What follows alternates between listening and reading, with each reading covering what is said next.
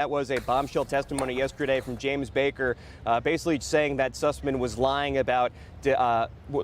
when he said that he denied having any connection with the Clinton campaign. We know that was not the case. He was not the top lawyer for Hillary Clinton. We also had testimony yesterday from Mark Elias, who was. But this is not good news for Michael Sussman, who could potentially, when this is all said and done, lose his law license and potentially more than that. But Baker says that Sussman told him that there was going to be a news story coming out about this alleged link between Donald Trump and Alpha Bank, which has since been debunked, and that immediate threat, according to Baker, was the reason that they came out with that investigation looking into Trump, because of that media coverage. But also, Baker says that if he had known Sussman was working on behalf of the Clinton campaign, he would have never taken that information from him. But also in this case, Baker says he wouldn't have agreed also because Hillary Clinton, when she was Secretary of State, she used a private email server and she was under investigation for that.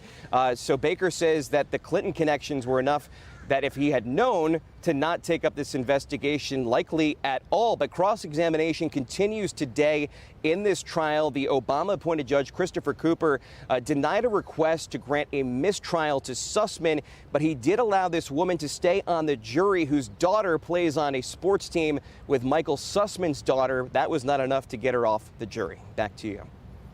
Logan Raddick, we continue to watch this trial very closely. Appreciate that live update there from the courthouse. And joining us now to discuss a bit more is former Trump 2016 foreign policy advisor and Newsmax contributor George Papadopoulos. George, great to have you in with me on a Friday here.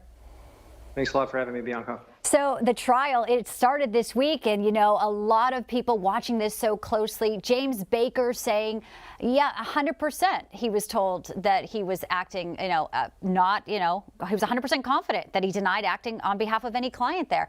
What do you make of this former FBI general counsel on the stand giving this testimony? Well, I think it's striking that ABC, NBC, and CBS have not mentioned the name John Durham since the Sussman trial began, and it's becoming very clear the reason that they are intentionally suppressing this incredibly important trial is because John Durham's case against Sussman is becoming ever more airtight. Usually when a federal prosecutor brings a case to federal court, it's pretty much a done deal. And we're beginning to understand exactly why John Durham believed that he could get a conviction from this case, which really seems to be a slam dunk.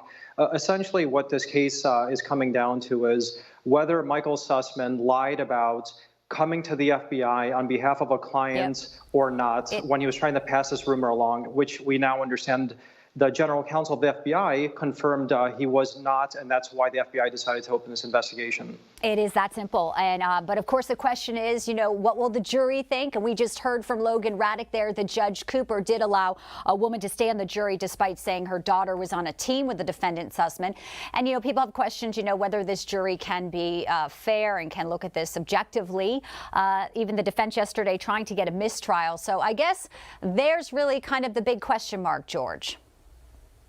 Well, during the last election, 96% of D.C. residents voted Democrats. So this is definitely going to be an uphill battle for John Durham. Even if the case at a superficial level, or if you just look at the facts outright, look to be an easy conviction, he does still need to get a jury to convict. And we have seen some problematic testimony, if you will, out of some particular jurors who have suggested that they cannot be impartial to the situation because of their hate or dislike of President Trump and the entire so-called Russia collusion nonsense that they were fed for so many years. So this is really going to come down to whether he can actually get a conviction, but more importantly than not, whether he gets a conviction or not, with these overwhelming odds against a particular, the potential for a conviction this is the first step towards accountability for those who committed or have committed crimes against the American public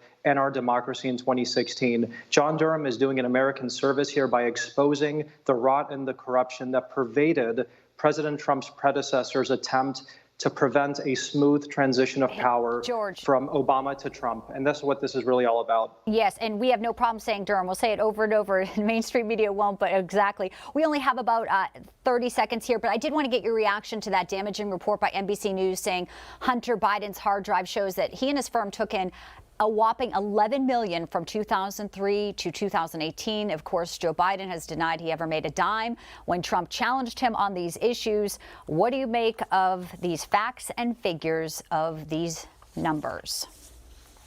I would just say that NBC is reporting what half of the country already knew, and that is that Hunter Biden was corrupt, and his father, President and Vice President Joe Biden, knew all along. And would we have even had a Biden presidency if the mainstream media had suppressed very important articles trying to expose this various unsavory behavior and unsavory business dealings abroad by Hunter Biden?